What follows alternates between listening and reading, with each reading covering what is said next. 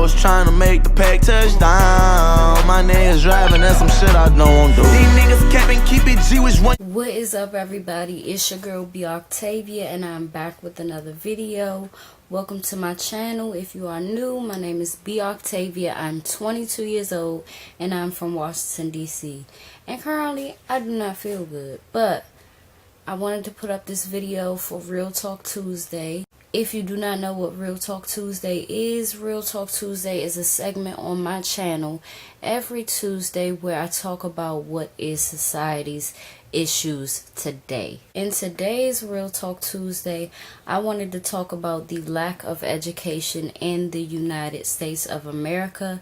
That is one of the U.S.'s biggest problems and biggest issues in today's time. In this video, I will be telling you why I think that the school systems in the U.S. are failing academically as well as, in every realm. And I'll tell you what I think can happen to make it better. As y'all know, I say that in every video, I'm from Washington, D.C. So being as though I'm from Washington, D.C., I've been in public schools all my life. So within, it's like hundreds and hundreds of kids, confusion, distractions, and stuff like that. So I graduated in 2014, and I went to Blue. So if any of you watching have went to Blue, y'all know that it's just a lot going on. It's a lot of different things that can get you off track in your progress. So, number one, I feel like parents' involvement, structure within how their kids act in school as well can lead to a better situation. Something that I've noticed like in all my years in public school is that, of course, if you with your mother and you with your parents, you gonna act right. But most of the time, parents don't set guidelines for their children on how to act in school. You have to be respectful, you have to have patience, you have to do what the teacher says, you know what I'm saying?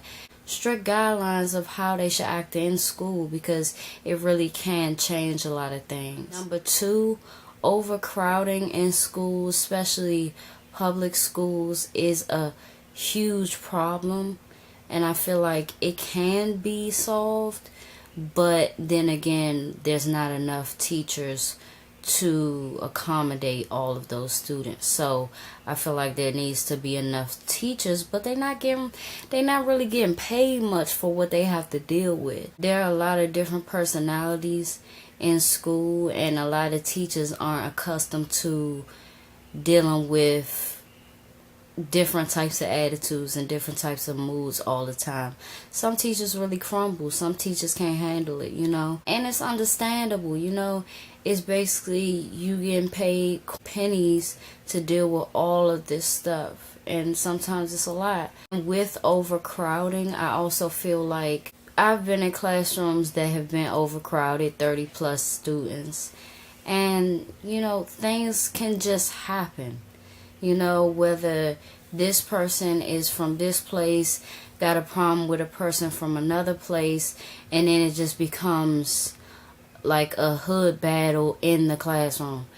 I mean, it's just been so many situations that I just feel like, damn, like, sometimes I don't even know how I got through it because there was so many distractions. Overcrowding can definitely lead to the lack of your own progress, because sometimes you get consumed with how fun it seems, or you get distracted with, this is better to pay attention to than doing my work. Another thing of why I feel like the U.S. education system is failing is because of favoritism as well. But it was in PG or somewhere like that in Maryland where it was reported that students was getting passed to, get out of high school, and they didn't have the necessary credits or the necessary work that was put into them passing. So I feel like a lot of that goes into favoritism, whether it's an athlete, I don't know, it's somebody that's constantly around the principal and constantly around the counselors, and it's that type of favoritism. Another thing, it was once reported that 80% of students will graduate, but less than half are ready for the real world. My last bullet point, basically, of why I think the U.S. education system is failing is because there is a lack of preparation for the real world. Here's the thing. I can say that's a yes and a no, because teachers and everything, they surely really don't tell you how the real world will be, but especially coming from public school, it definitely did prepare me to handle certain situations and be calm and be focused, because of the simple fact that it was so many different personalities, and that you have to remain focused or you're fueling it. You know what I'm saying? So I say half and half for lack of preparation, because people really don't tell you about the real world. But if you're an observant type of person, you can kind of get things instilled upon you to take into the real world. And that's what I did. What high school actually taught me was to remain focused in any environment, in any situation. It taught me that people really don't last around, and that's okay too. And it also taught me that it's okay to be alone.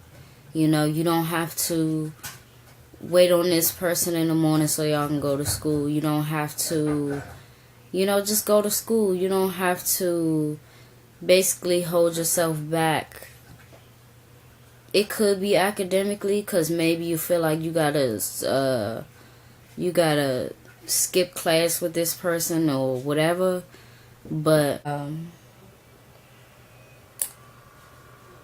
shit, I don't know where I was, but high school taught me how to remain focused. High school taught me how to learn to be okay with being alone. You don't have to be in a pack, in a group of people. It causes different things to happen, and sometimes I'm thankful for my experience, though, of what I went with what I went through with certain people that I would hang out with, was that you see who's actually a friend to you. A friend never accuses you of anything. A friend, would always take your side and believe you, and a friend would never disrespect you. So I've learned within hanging with people, basically that you really don't need that, because it just adds confusion to your life. And being in high school, who the fuck wants to deal with some drama shit with people who you think is your friends? So in high school, definitely just taught me how to love myself in the long run, because I was fighting a lot of different demons throughout my high school span, with just a lot of different things within myself, and within pushing certain people away. So yeah.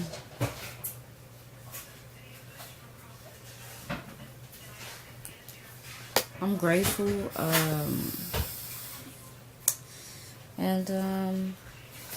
The last question is high school, is school fundamental?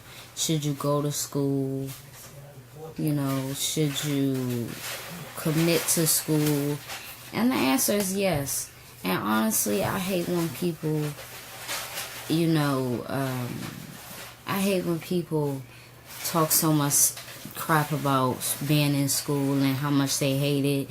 If you're over 17, you don't have to go to school. So it's all up to you at that point. The police don't keep coming, truancy don't keep coming to your door, knocking and saying where you are and stuff like that. So. You still like these? Yes. Alright, well, I'm putting them in the drawer. I usually throw them away as usual. So, yeah. I keep getting interrupted and stuff, so I'm gonna just end this video here. Join the discussion below in the comments. Do you think school is fundamental? Do you think that you should go to school? Is it important to you if you are in school? Let me know down below. Let me know a struggle that you face. It's your girl B Octavia, and I will see y'all in my next video, which will be on Thursday. Look me in my eyes, I ain't believe you. Stressing over bitches, I can never bitches see through.